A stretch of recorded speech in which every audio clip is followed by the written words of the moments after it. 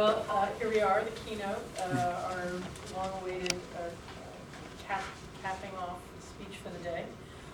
Today we'll be listening to Frank Joyce, who is a lifetime Detroiter, a former Wayne State University student, which I learned at lunch.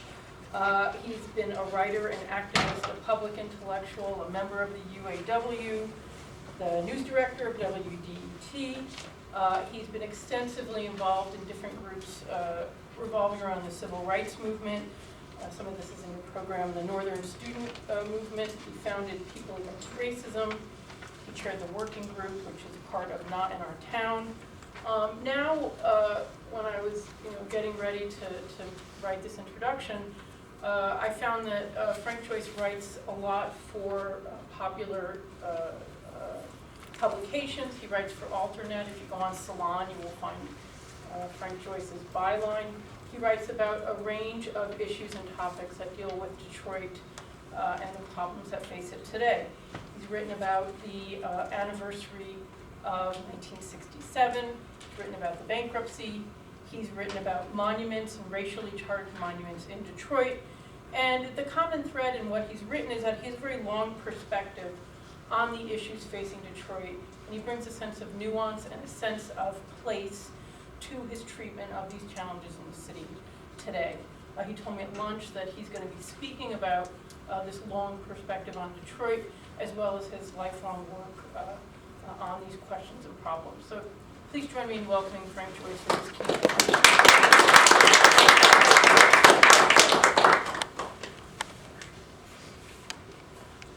It's been a long day. Everybody wave your arms. Let's get some blood going here.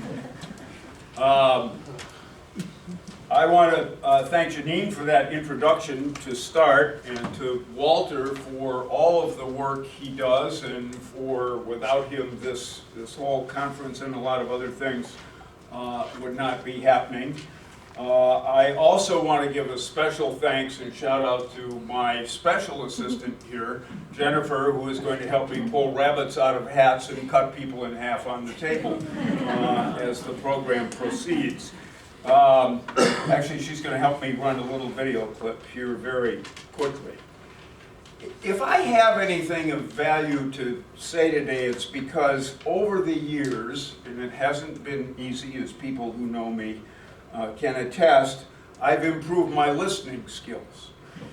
And among those I've listened to, I would be remiss if I did not mention some by name. That list includes Fritjof Bergman, Blair Evans, Kim Shirobi, Tawana Petty, Rick Feldman, Kathy Weeks, Adrienne Marie Brown, Wayne Curtis and his partner Myrtle, Jimmy Boggs and Grace Lee Boggs, the late Vincent Harding, and Paul K. Chappell. Particularly with regard to understanding the history of race-based capitalism and of the United States, I am deeply indebted to Gerald Horn, Roxanne Dunbar Ortiz, and Ned and Constance Sublett, and I have a reading list, and it's available at the table up here when we're through. There's nothing I get done without all kinds of help from my wife, Mary Ann Barnett, who is also here today. And before I really get going, you should know that this talk is the second of a three-part series. Part one was last week at the Detroit Historical Museum. Part three will be in June on the west side of the state. Each part is distinct, but they're designed to work together, and they'll all be part of a book that I'm working on. And speaking of books, in the shameless self-promotion department, I have a few copies for sale of a book that I helped to write and edit. Finally, I want to make it clear this afternoon, I'm presenting concepts that are still very much under development. And that's why I particularly look forward to the ongoing discussion and dialogue that takes place with all of you after and beyond. In the spirit of the conference theme of revolution, I want to frame my thoughts today in the context of three ways we might think about revolution differently in 2018 than how it was imagined 100 years ago, or maybe in some cases 5 minutes ago. For example, the title of this speech, which was selected quite a while ago, If I were coming up with a title for this speech today, that would be different too. That title would be, I have been to Wakanda. It's in Detroit, Wakanda forever. Woo! If you haven't seen the Black Panther movie yet, I recommend it. Now, obviously, Hollywood doesn't spend $200 million to make a movie it thinks is going to unravel capitalism. But just for planting the idea of imagining what the world might look like without European colonial conquest, it truly is an eye-opener. And where's Walter? All praises to Walter Rodney. Some people know what that means. But it really, I'm not being cute here, it really is about Detroit in some ways. Consider this profound irony. In punishing black people for the 1967 uprising here in Detroit, and believe you me, black people have been punished for that uprising for 50 years, just like Haiti was and still is being punished for its uprising. White male power, as we all know, accelerated the flight of white people and white capital from the city. But as the saying goes, thinking they were burying us, they were actually planting seeds. To put it another way, Detroit experienced a mild form of decolonization. Let that sink in for a minute. Another way I've been known to put this is, you can get a lot done if you win 50 years of the oppressor not giving a damn what you were up to. And it turns out a lot of people have been up to quite a lot. You know the phrase, when all you have is a hammer, everything around you looks like a nail? It's a clever way of saying that the tools we have at our disposal can fundamentally change the way we see the world, for better and for worse. I've seen a lot of makerspaces in my life and seen a lot of amazing tools, but the space we're visiting today is special in a unique way in that it has been designed from the ground up itself as a kind of tool whose primary focus is social impact. Insight Focus is a place where people in their community can go and use available systems, technologies, and materials to develop products and systems that will fundamentally affect and improve the lives of themselves and their communities. That sounds like a lot, but they're starting with simple things like micro-housing and open source table design. Let's check it out.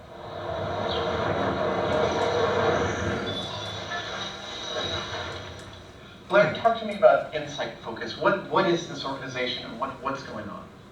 The Insight Focus is it's a multidisciplinary organization. Kind of legally, it's a low-profit, limited liability corporation, a social benefit kind of an L3C. Mm-hmm. Practically speaking, it actually emerged out of trying to make education and community development kind of align in a way that benefited each other. And so we've been in this location for about 7 years.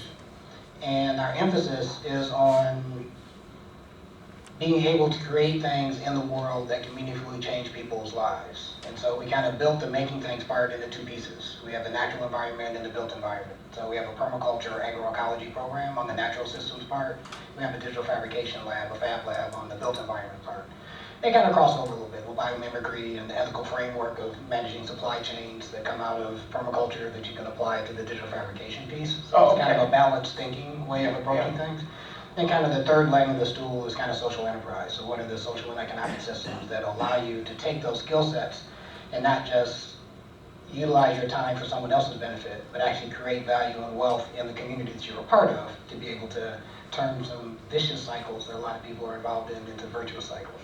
So that's kind of what we're about. So it's a makerspace, but with a really focused goal towards putting back into the community and helping those who are participating. Exactly.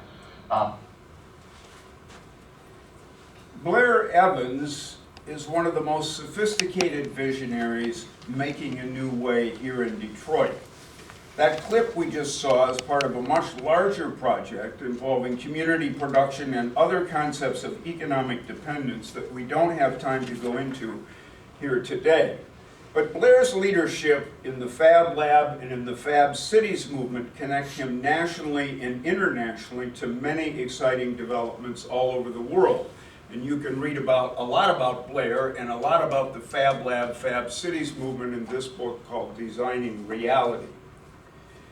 Here in the D, though, Blair has lots of company, from D-Town Farms on the west side to Feed 'em Freedom Growers on the east side.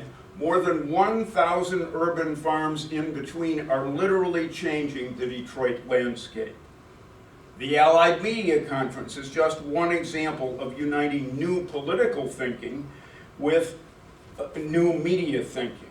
So is Riverwise Magazine, and I brought copies of the current issue on the table for anyone who wants them. It is traditional in format, but fresh in content and philosophy. Solar power projects, restorative justice, mesh networks, time banking, peace zones for life, the Can Arts project described in the issue of Riverwise you are getting, this list could go on. Detroit is a hotbed of this kind of new economy, new way of thinking. What all of these projects and organizations and inventions have in common is this: they are making the road by walking. Which brings me to the first of the three differences between now and revolutionary concepts of the past that I want to highlight. There is a phrase you've probably heard that captures it: be the change. In and of itself, be the change is a dramatic departure from the currently dominant idea that change comes from a process where people with less power somehow assemble enough power to force other people to behave differently. At the risk of oversimplifying that model, for example, it's the dictatorship of the proletariat replacing the dictatorship of the bourgeoisie. Or it's a cracker standing in the doorway of a restaurant with an axe handle, but then knowing he has to serve Negro customers even though every segregationist bone in his body does not want to do that. Being the change is a different approach. It is about changing ourselves and changing social realities. There's a lot of work coming out of Detroit that is developing what it means to be the change. Afrofuturist Adrienne Marie Brown, a self-described philosophical descendant of the late Grace Lee Boggs, is one of its leading thinkers and practitioners. Her book, Emergent Strategy, is essential reading on this and a lot of other subjects. It is so rich that I could almost open it randomly and find something relevant to quote. But not randomly, I chose this. After addressing some common failures with social change organizations, of which many of us in this room have been a part of over the years, Adrienne says, and I quote, "There is so much awareness about and some beautiful work to shift organizational cultures. And this may be the most important element to understand, that what we practice at the small scale sets the patterns of the whole system." Grace Lee Boggs articulated it in what might be the most used quote in my life: "Transform yourself to transform the world." This doesn't mean to get lost in self, but rather to see our own lives and work and relationships as a front line, a first place we can practice justice, liberation, and alignment with each other and the planet. End quote. A corollary of Adrienne's point is something I suspect we have all noticed. The social change movement itself is very often stubbornly and rigidly resistant to, well, change. So I have a modest proposal. How about we start every discussion of changing other people, whether about policy or institutional structure or replacing entire systems, such as race-based capitalism, or whether to order something different than usual for dinner tonight, with an exercise. The exercise would be this. Please tell us 2 things you believe now that differ significantly from what you believed about that topic in the past. My own list would be way longer than 2, but by way of leading by example, I want to mention a few that are directly relevant to this talk. In 2011, I was part of a group that organized a conference in Detroit with the theme entitled Reimagining Work. We were much guided by and engaged with Fritjof Bergman and his pioneering thinking and doing about new work. An overcapacity crowd of more than 300 people came from places near and far. It was a groundbreaking event in many ways.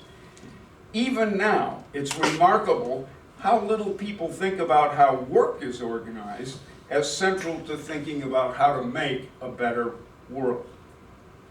C. Wright Mills captured this many decades ago in his classic book, White Collar, when he said, quote, "One type of work, one particular job is contrasted with another type, experienced or imagined, within the present world of work. Judgments are rarely made about the world of work as presently organized against some other way of organizing," close quote. Kathy Weeks, by the way, uses that quote in the prologue to the introduction of her essential book, The Problem with Work. Approaching work in new and visionary ways was itself being the change. Keep in mind that conventional thinking has traditionally revolved around either building strong trade unions for liberals or getting rid of capitalism altogether for leftists. Following the 2011 conference, many new projects got started or got stronger. By 2014, we decided that enough had happened that it made sense to hold a second conference on new work, and we did. It was bigger and better than the first, including more participation from outside the United States. And in fact, it was hosted by Blair Evans at the very facility that we saw in the video. Later this year, we hope to publish a third updated and expanded edition of the reader we developed for that meeting. But that's not the point of the story. The point of the story is something that happened along the way. As we struggled with how to name and title the second conference, an intense discussion broke out. When Kim Shirobi, at least that's the way I remember it, said we need to add new culture to the title. It's not enough, she said, to just restructure work. Without cultural change, things will revert to the way they were. She was right. We ultimately decided. The title of the conference and the reader became New Work, New Culture. Sorry, I meant to get this before. And this is one of the few remaining editions of the reader for that conference, which we are planning to reprint and expand later this year. I could spend the rest of my time just talking about new work and new culture and what that means and where it fits with new technology and other things that are going on in Detroit. We don't have time for that. What I would like to do is mention 3 other evolutions in political thinking that define a new reality for the time of now. One of them I spoke at length about last week in a speech I made at the Detroit Historical Society. And it is this: in the struggle against white supremacy, I am convinced that the term white privilege has outlived its usefulness. I won't go through that whole argument again here. That speech is available in various places.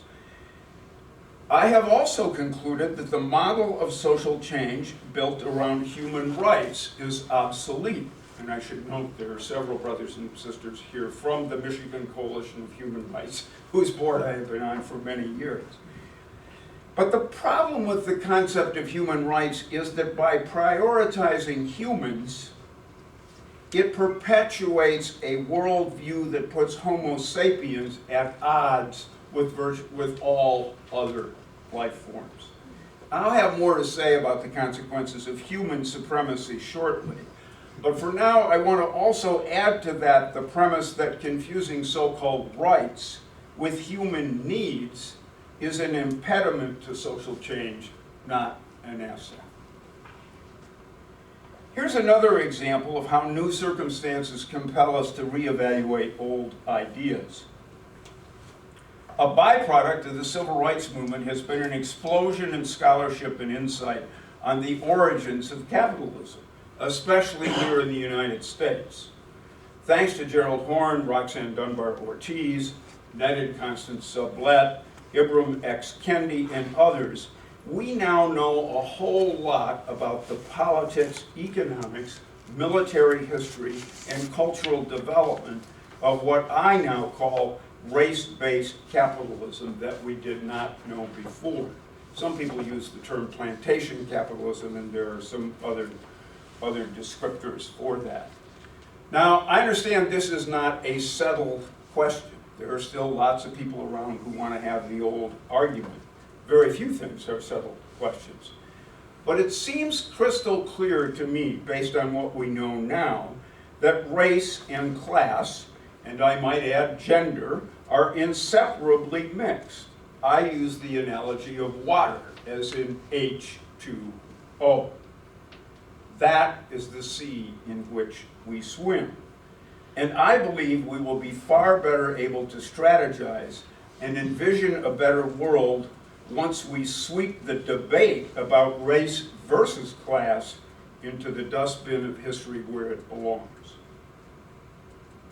Another profound evolution in my thinking is my own personal conversion, for lack of a better term, to the philosophy of nonviolence. Actually, that's the focus of the second big idea of this talk. Among all the brilliant things ever said by the late Stephen Hawking, I think the most important was this. Just because human aggression served an evolutionary purpose up to now does not mean that it is valuable from this point forward. Keep that thought in your mind. What I say to that is, amen.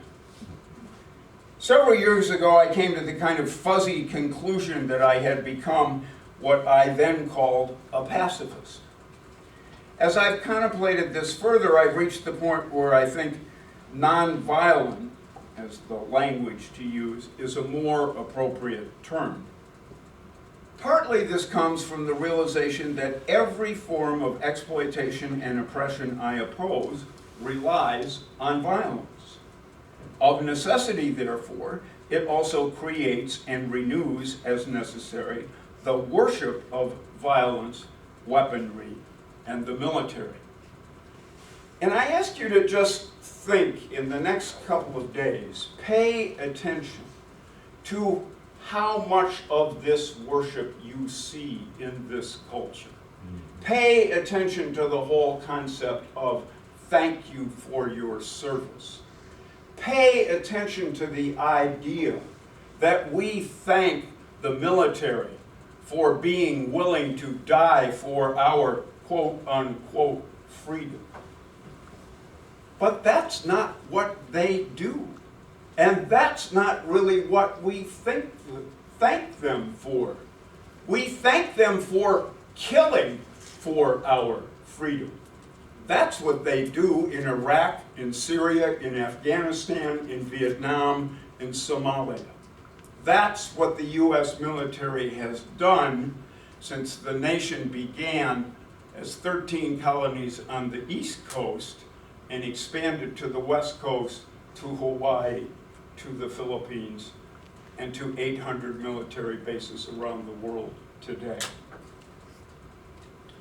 The recently published book Loaded by Roxanne Dunbar Ortiz does an indispensable job of explaining how these forces specifically played out in the creation of what we now call the United States.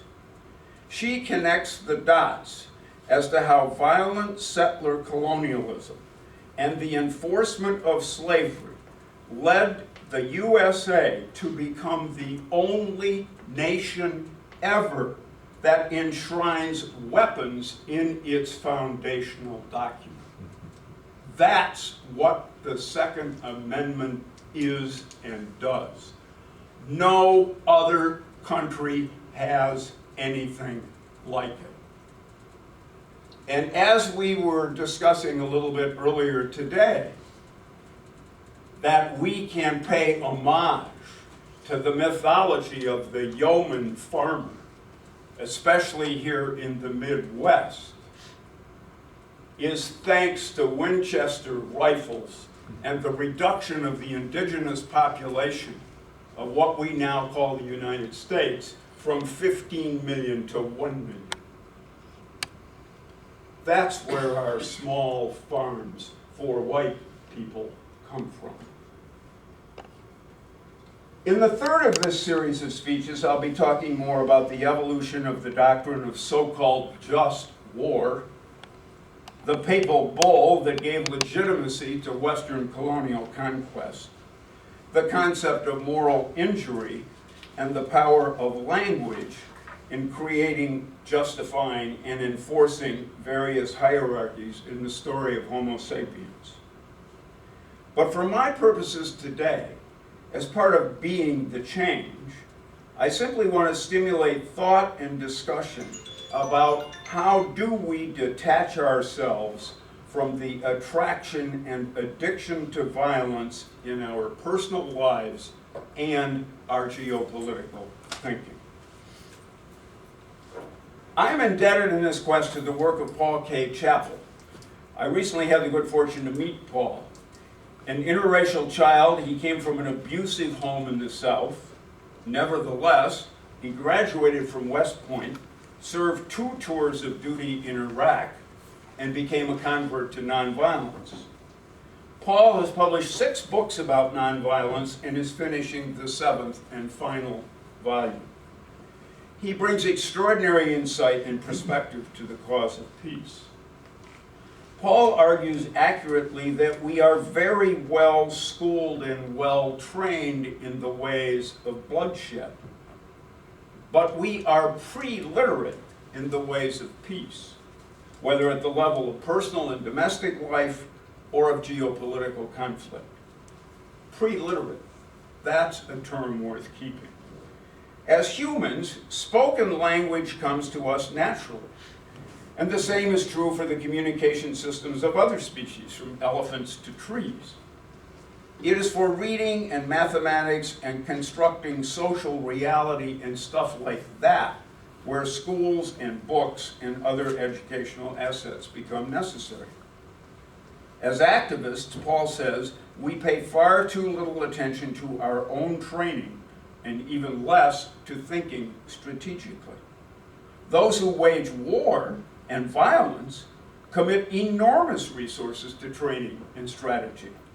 That's why there is a West Point. That's why there is a vast network of basic and advanced military training bases in the first place. Those who wage peace do not yet have that. There is no West Point for peace education. But we can create it. Violence can be unlearned. Nonviolence can be taught and can be learned. Why we might want to do that brings me to my third and final point. The most dramatic thing that is different today from 1918 is this. All life on Earth, including that of Homo sapiens, faces existential threats. Homo sapiens, of course, are the source of the threat. This is fundamental. Either you believe that extinction is possible or you don't. Or, if not extinction, as Noam Chomsky puts it these days, a quality of life for survivors that is profoundly degraded. We can maybe talk more about this later, but a lot of that is already, that degradation is already happening. It's this threat that shapes the book I'm working on. It's how the book begins. We are at a transition point in world history. At least we had better be. Otherwise, prospects for my grandchildren, not to mention other life on the planet, are more bleak than I prefer to think about. As a result of white male power run amok, we face 6 existential threats. Because they interact and overlap, collectively they represent an even greater danger than any one of them. That's one side of the equation. The other is that for each threat there is also reason for hope. Fear-driven politics is part of the problem, not the solution. It inevitably produces outcomes that reproduce fear and aggression. What's profoundly encouraging is that small but growing beloved communities already exist all across the globe. There is work going on in Bolivia, in Liberia, in Spain, in India that is mind-blowing. The new knowledge and insights and resources generating from these projects are also synergistic. But first, here are the 6 dangers, in no particular order. 1. One of the threats is nuclear disaster on a vast scale. Nuclear war is the greatest risk. But as we learned when a tsunami struck the Fukushima reactor in Japan, not to mention Chernobyl, 3 Mile Island, etc., the threat is not just military. Further, the chance that non-state actors gain access to nuclear weapons is also increasing. That in turn could lead to episodes that cause nuclear states, most likely either the US or Israel, to use nuclear weapons, in the case of the US, again. There is only one country that has ever actually used nuclear weapons, as we all might do well to remember, and that is the United States. Another nuclear danger is the huge amount of nuclear waste for which there really is no safe long-term solution. And that nuclear waste, if we decommission all nuclear power plants on the planet Earth right now, that nuclear waste would continue to grow. 2, the potential for eco-catastrophe is probably the most widely understood menace. Books like The Sixth Extinction, organizations like 350.org, and Militant Ecological Struggles from India to South America reflect widespread awareness of a broad array of ecological dangers. 3, not that long ago, the Zika virus was much in the news. I have a line, by the way, that I use in other circumstances, that we should remind ourselves, probably pretty much every day, that Donald Trump is the mosquito, not the disease. Other potential pandemics are surely yet to come. Now, because we've had some achievements in mobilizing against tuberculosis, smoking, AIDS, and other public health threats, we may very well be lulled into a false sense of confidence about our ability to overcome new diseases. But the failure to control gun violence in the US is a sobering reminder, so far at least, that success is not guaranteed. 4, as I already said, the specter of human aggression looms large. whether directed at other humans, animals, coral reefs, rivers, oceans, forests, or even other planets, it is hard to see how more destruction, more brutality, and more violence is compatible with healthy prospects for continued life on Earth. I'm aware, by the way, that Steven Pinker and his acolytes think that the white people have this problem under control. I beg to differ and welcome that conversation. 5, economic collapse is a real possibility. If all one knew about the global economy was based on spending an hour in a Costco store anywhere on Earth, this would seem far-fetched. And in the interest of full disclosure, I worship at Costco on Sundays just like everybody else. What do I see there? Buyers are meeting sellers with a vast array of products on offer like crazy. Shopping carts are overflowing. What could possibly go wrong? Everything, that's what. By many measures, the global economy is already a mess. It is undeniably enriching the few, while at the same time destroying finite resources at an alarming rate. It is trapped in the contradiction that the imperative for growth is the very force rushing to ecological catastrophe and fueling more and more human aggression. 6.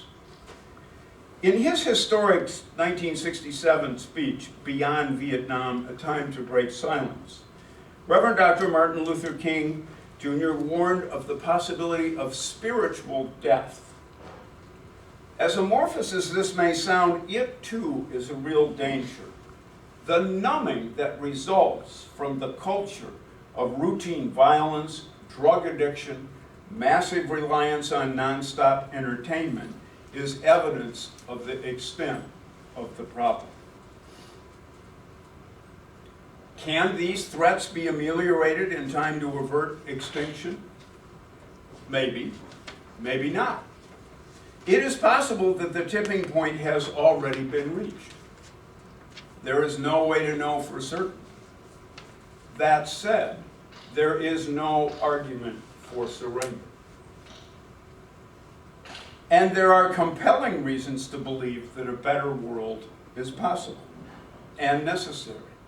Thinking differently, very differently, is vital both to imagine and then implement life-saving solutions.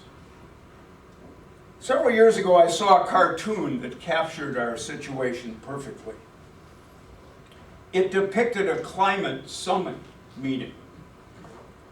A PowerPoint screen was up. It looked a lot like this room right now. It's the background of this cartoon. On the screen were some bullet points.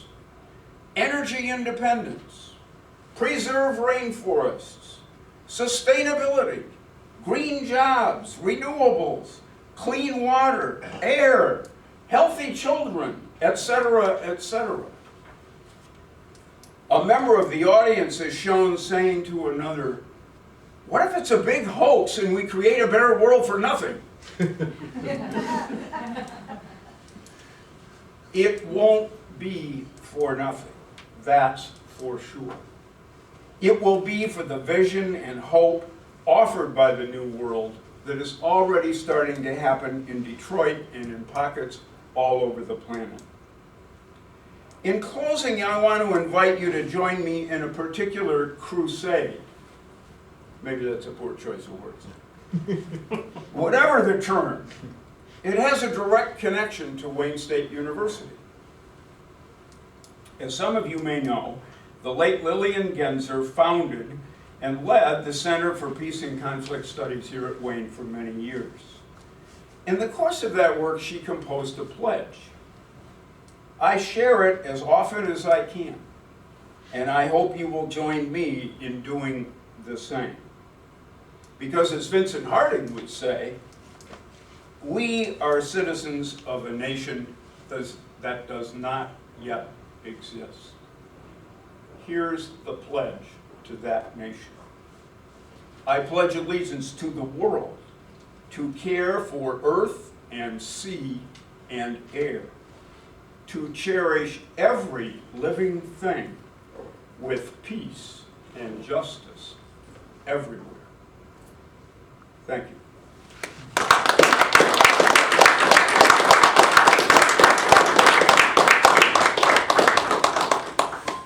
Do you want to field your own questions? Yeah, sure. Yeah, go ahead. If any. Fran. First of all, Frank, thank you for really a very deeply rich, provocative talk. So I'm highly appreciative of it. And excuse me if I try to impose a particular dialectic on it, so to speak, so that we can have a conversation. You start out with a utopian vision of not only of Wakanda, but also of Blair Evans and other things that are going on in Detroit. And you end up with a dystopian vision of what's the possibility for distinction.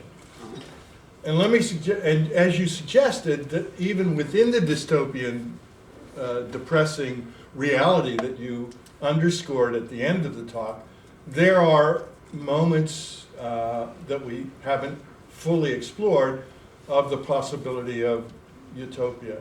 And also looking at what, if we go back to the film, and here's where I'd like to push back a little bit. Ryan Coogler, the director of the film, made a brilliant film called Fruitvale Station about the murder of Oscar Grant, taking place in Oakland. How many people have seen Black Panther?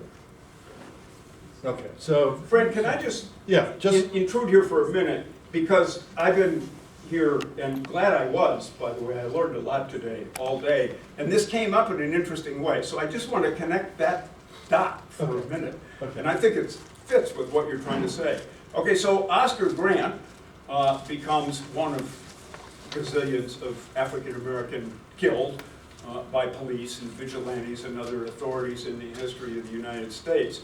Ryan Coogler makes a movie about the killing of Oscar Grant, which was called Fruitvale Station, which brings him to the attention of big shots in Hollywood, and he's funded to make another movie, during the course of which, on the night of the Oscars So White in 2016, Ryan Coogler comes to Flint, Michigan, and holds a counter-Oscar ceremony in Flint, which we talked about earlier at this conference today, to make a point about Flint versus the Oscars. And then, this is not all cause and effect, let me be clear here, and then gets $200 million to make the Black Panther movie, Wakanda Forever. But just that these, thank you for that. These dots, that's so an important intervention because it leads me to the critique and the the conversation that I would like you to follow through on, which is that some African American scholars have criticized Ryan Coogler's conception of Oakland as this dystopian reality. Without, these are the people who were abandoned. This is the diaspora that is still suffering, and there's no redeemable element except for this, Wakandan utopia. So what I'd like you to do is to tease out a little bit more of what you understand the dystopian reality of Detroit and what you understand the utopian prospects for a world on the verge of extinction. Great. Thank you. Can I ask somebody a small favor? Can I get a glass of water from somewhere? So, I sort of played around with this, like, should I put the extinction thing first and get to the other part of the past? And I made a deliberate decision to do it in the sequence I did, partly because I think that amongst the social justice organizations that many people in this room and beyond work in, I genuinely believe that we have kind of the twin problem, and I talked a little bit more about this last week. We have a problem of insufficient urgency on the one hand. And there's a, this follows a hierarchy of its own. The more you think you enjoy some sort of immunity from any of these 6 threats, the more, well, maybe I'll stay home and, watch the basketball game tonight and not go to the movie. Revolution being 100% about time management, in my view, when all is said and done.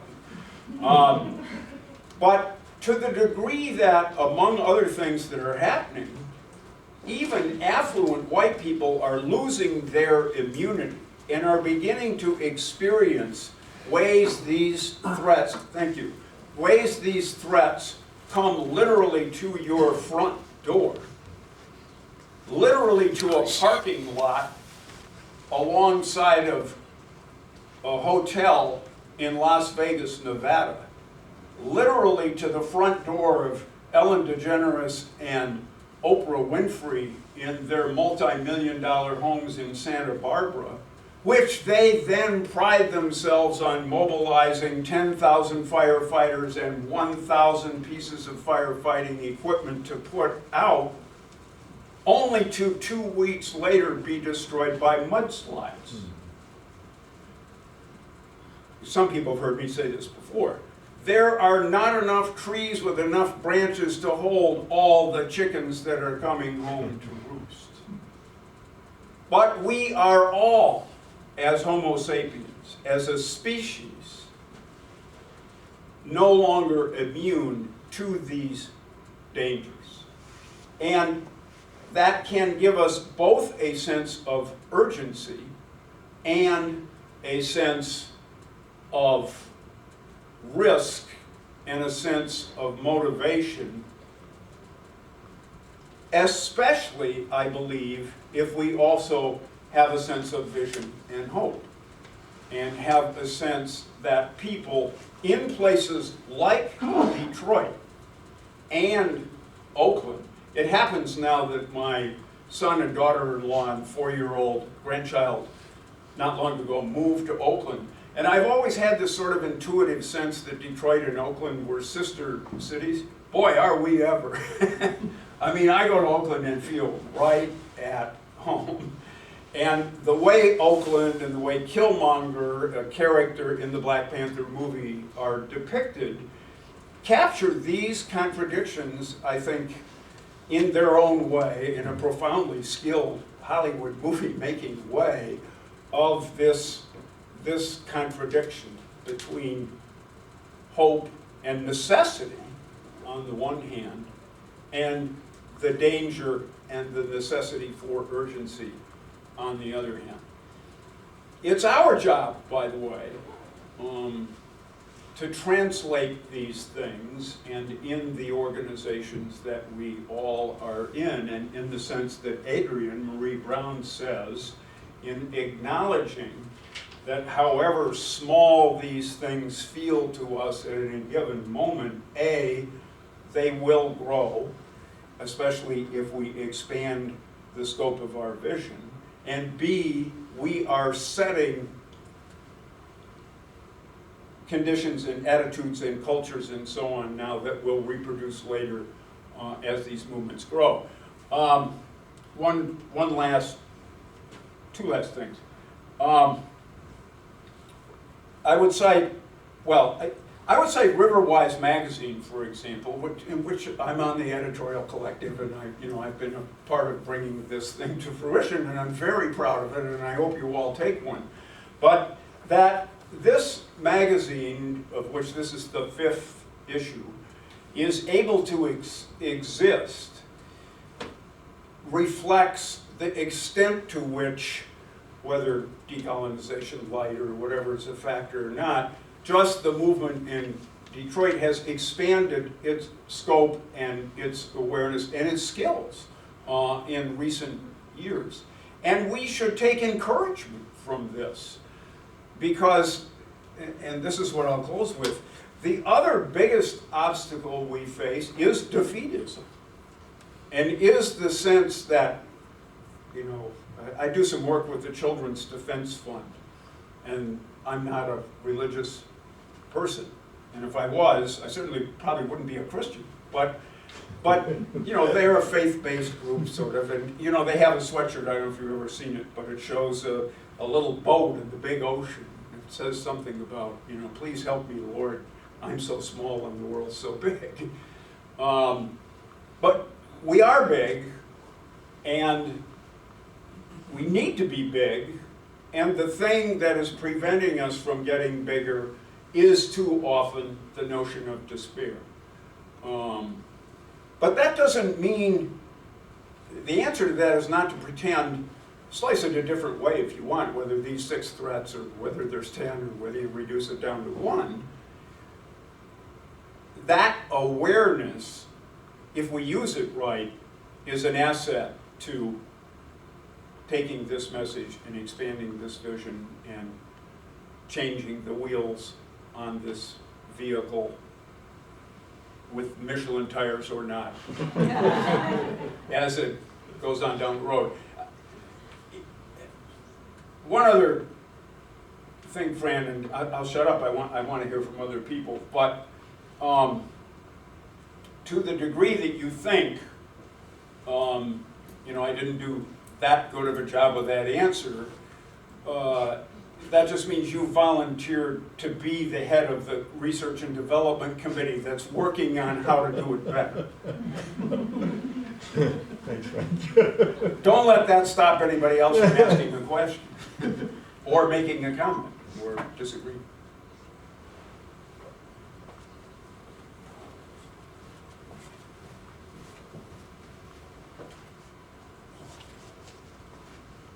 Jose. Yeah, I just feel that human beings are trapped in a system called civilization. And it's generally driven by what becomes apparent as we move along, a permanent 1% that has moved through different modes of production. We're in a capitalist mode of production, and we as human beings have been ripped away from the earth, and now we're living in an artificial environment. And we depend on the system for our food, for our shelter, Right. for our prestige, for everything. And so you would literally have to make choices about not dropping out of the system, but seeing the system as a system, and then figuring out how to change it.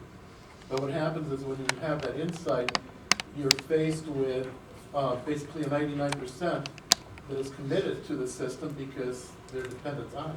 And it's very hard to change an attitude because they just want to find a babysitter. They just want to find medical help. They just want to solve daily life problems, which are getting harder and harder to solve. Exactly. And so that's, I think, just a comment, I don't know if you have a reaction, but I think, and then you have a media that focuses on that kind of stuff or the bullshit that's going on. And whereas, for example, all universities, all school systems should be teaching ecology right now and the role of humans on the planet.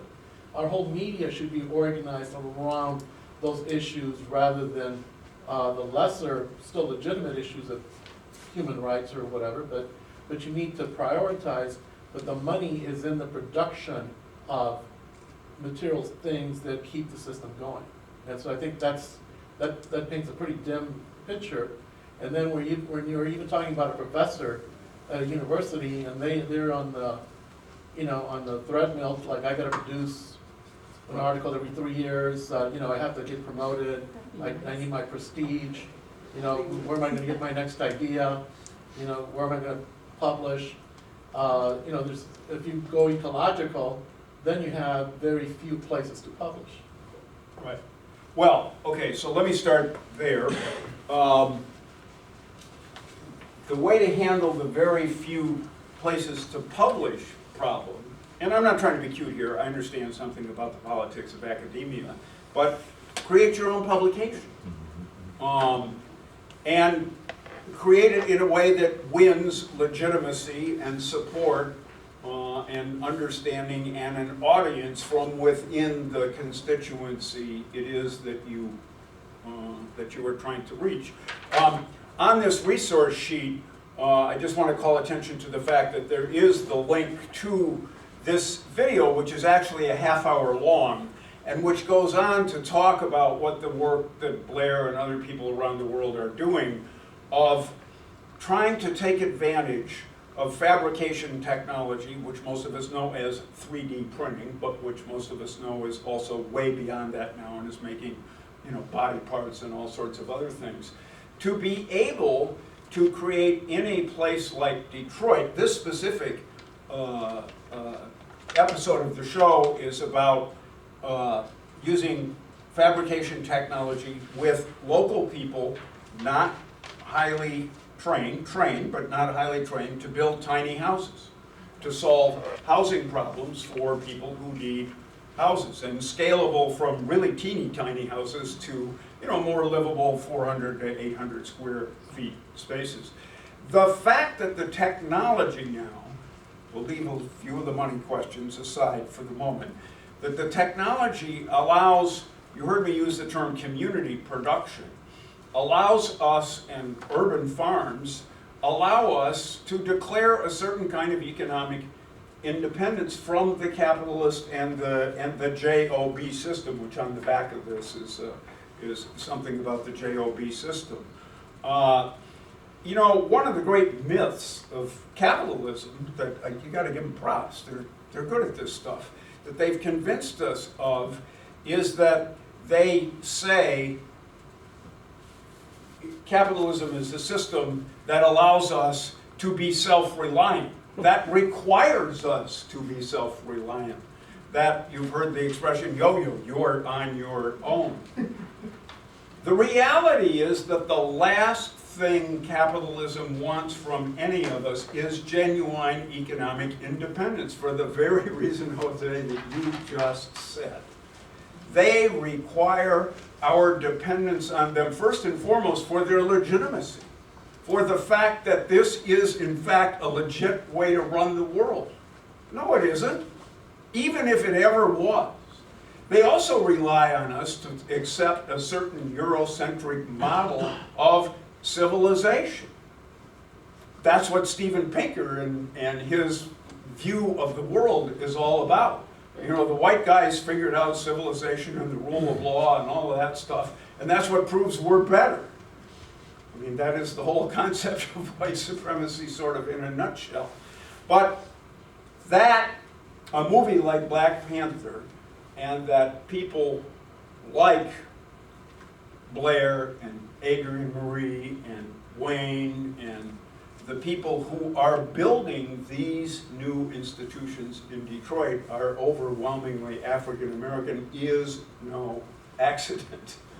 And it is, in fact, a part of the inspiration that there is a subset of the population that may not have the kind of immunity to a big fire or a mudslide that rich people in Montesino, California have, but they have a far more important immunity than that, and that is to the Kool-Aid part of capitalism. And that is something each and every one of us can do something to change every single day, in every single little interaction that we have with people, with our friends, with our co-workers, with our colleagues, whatever.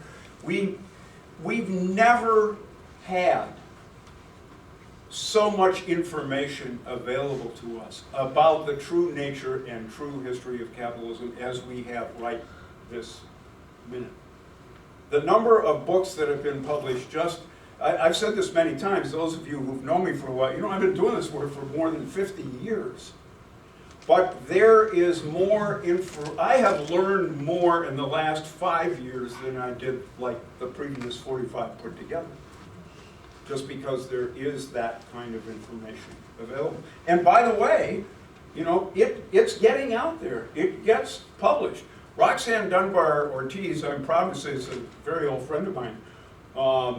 And Mary Ann and I were talking to her, I don't know, well over a year ago. She was just finishing up the loaded book that's out now. At that point, I'm sure this is up now, you know, her book, The Indigenous Peoples History of the United States, is in its 15th printing. Part of the problem is that we're not, and this is one of the reasons, by the way, that, and I'm a communications guy in part, so I pay attention to this, but one of the things that we need to do a better job of is communicating what the good things are that we are doing and what the good things are that are happening. But these messages and this information, sorry, Sister Rachel Maddow, that you're not into it. It's not going to come from her. But we have the capacity to get this information out in all sorts of sort of small and bigger concentric circles. So I think we can continue this conversation over in the reception. I know everyone can smell and hear the food. Are there adult beverages involved? I don't know. All right, thank you.